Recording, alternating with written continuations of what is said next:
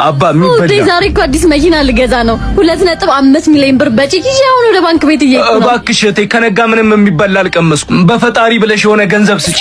ከኔ ጧት መንገድ ላይ ሰው ታስቸግራላችሁ። ሄድና ስራን ስራ። አይገርምሽ? ሰው እኮ ማለፊያ ነው የሚያሳጡት። ግን አንዱ ነው እባክሽ ስራውን አይስራና እኔን ቁጭ ብሎ ይለምን ደፋር ሆ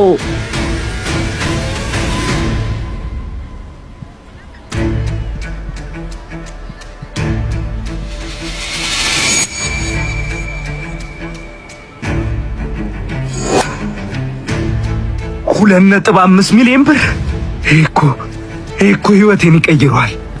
ከእንግዲህ መሬት ላይ አሉን ሰውም አይነቀኝም። ማለት ነው የሚያሳጡት። ምን አንዱ ነው እባክሽ ስራውን አይታማ ቁጭ ብሎ ይለምን እበቀላታለሁ። እሷ የናቀችኝን ያህል እኔ ለምን አዝንላታለሁ?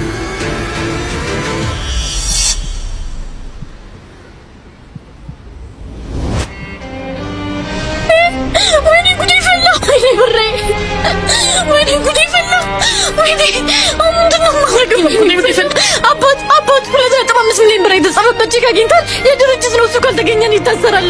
ይቅርታ እኔ ምንም ማውቀው ነገር የለም። ምን አድርግ ነው የምትይው? አባት 2.5 ሚሊዮን ምንድነው? ሴትዮ ጤና የለሽም እንዴ? እባክሽ ወደዛ ዞር በይ።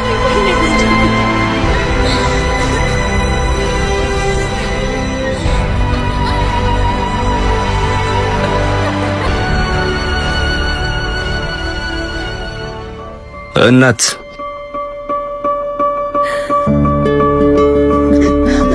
ምንድነው? አትጠጋኝ አልኩህ አይደለ? ቅድም ስላንቋሸሽኩ በዚህ መበቀል ነው አይደል? አምጣ ብሬን አምጣ ብሬን ሌባ አምጣ ብሬን። እኔ ሌባ አይደለሁም እህቴ። የወደቀብሽን አንስቼ ሌላ ሰው እንዳይወስድብሽ ብዬ አንስቼልሽ ነው የመጣሁት።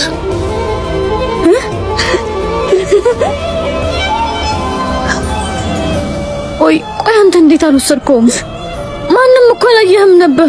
ይሄን ብር እኮ ብትወስዱ አንተ ህይወት ይቀየር ነበር። እኔ እንደዛ አንቋሸሽ ይከል ነበር። እኔ ደሃ የሆንኩት በኪሴ ነው እንጂ በህሊና አይደለም። መሬት ላይ ስለተቀመጥኩኝ ካንቺ በታች ሆንኩ ይመስልሻል? እኔ ካንቺ እኩል ክብርና ህሊና አለኝ። ይሄ ቼክ ላንቺ አዲስ መኪና ሊገዛልሽ ይችላል። ለኔ ግን ይሄን የመሰለ የውስጥ ሰላሜን ይገዛልኛል። እህቴ ፈጣሪ ካንቺ ጋር ይሁን።